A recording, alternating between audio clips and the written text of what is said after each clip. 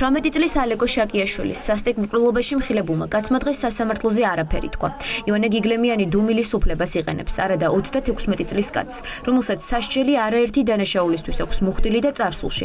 18 წლის ბიჭის მკვლელობის გამო ციხეში უკვე იჯდა, დღეს უვადო თავისუფლების აღკვეთა ემუქრება. უმოტივოდ ყოველგვარი მიზეზის გარეშე რატის ბარში ყოფნისას, მას შემდეგ რაც დაზარალებულმა ნასამდგომარეობაში ყოფნა 18 წლის ბიჭმა გვერდით გავლისას უბრალოდ მხარი გაარტყა. ამ მიზეზით მოკიდა მას ხელი შეიყვანა ამ ბარის უკანასკნელ სივრცეში არსებული ერთ-ერთ ოთახში ხელთარსებული დანით სხეულზე მიაყენა დაზიანებები. ივანე გიგლემიანმა 18 წლის ბიჭს სასიკვდილო ჭრილობა გულში მიაყენა.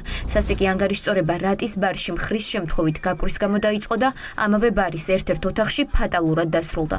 გამოძიების ვერსიით მკვლელობაში ბრალდებულმა დანაშაულის ჩადენის შემდეგ მიმალვა სცადა და დანაშაულის იარაღიც გაანადგურა. ბრალდების მხარე უშუალოდ დღესამომდე აჟღერებს არაერთ არასწორ ინფორმაციას და საერთოდ არ ფიგურირებს საქმეში. არ არის ამოღებული არანაირი ცივი იარაღი და საერთოდ არანაირი იარაღი. კონფლიქტის დაწყების მიზეზთან დაკავშირებით და სხვა ფაქტობრივ გარემოებებთან დაკავშირებით უკვე შემდგომ ვისაუბრებთ ალბათ. გიგლემიანი ციხეში მანამდე ორჯერ იჯდა. პირველად 2007 წელს დააკავეს, თუმცა ციხე ვადაზე ადრე 2017 წელს დატოვა. დღეს მოკლულის დედამ განცხადება სოციალური ქსელით გაავრცელა და გიგლემიანისთვის სასჯელის უმაღლესი ზომა მოითხოვა. ჩემი 18 წლის ლაშას მკვლელმა ივანე გიგლემიანმა ბარში ყელი გამოჭრა. 18 წლის ბიჭს იმ მიზეზით, რომ შემთხვევით მხარი გაკრავ. როდემდე ხალხო, როდემდე უნდა ხოცოს ჩვენი შვილები ამ სისხლიანმა მკვლელმა. ჩემი შვილის მკვლელობამდე ბარმენი დაჭრა. მერე მე მომიკლა შვილი. მიუსაჯეს 26 წელი. გამოვიდა.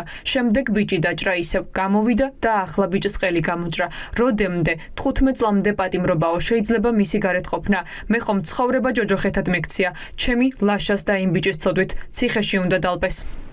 ივანე გიგლემიანს სახელმწიფო ბრალდება დამამძიმებელ გარემოებაში ჩადენილ განზრახ მკვლელობას ედავება. მასთან ერთად განსასჯელის სკამზეზის 49 წლის კაცი, რომელსაც გამოძიების ვერსიით გიგლემიანმა მკვლელობის შესახებ უამბოდა, ვინც მას მიმალვაში დაეხმარა. რაჯი პაკელიანს განსაკუთრებით მძიმე დანაშაულის შეუტყობინებლობის გამო 7 წლამდე პატიმრობა ემუქრება.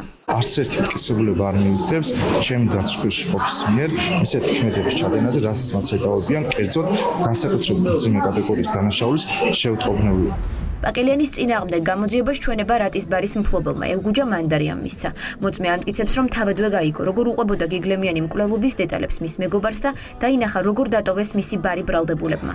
ამის შემდეგ უკვე ბარში გასართობად მყოფი ხალხი შემთხვევის ადგილზე შედის და დაჭრილი ბიჭი ქუჩაში გამოყავთ. ამ დროს უკვე მოდის სასწრაფო, თუმცა ექიმებს ალეკო შაკიაშვილი გარდაცვლილი ხვდებათ.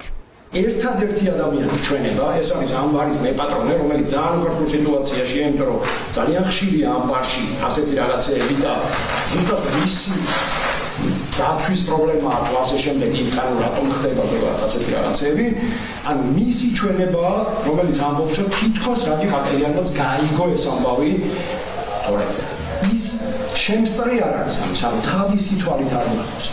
შემსწრე არ არის არამედ მხოლოდ რაჯი პაკელიანი, არც ერთი დაცვის თანამშრომელი. ორივე ბრალდებული დღეს სასამართლომ წინასწარ პატიმრობაში გაუშვა. სასტიკი მკვლელობის საქმეზე მსჯელობას სასამართლო 3 ივლისს გააგრძელებს.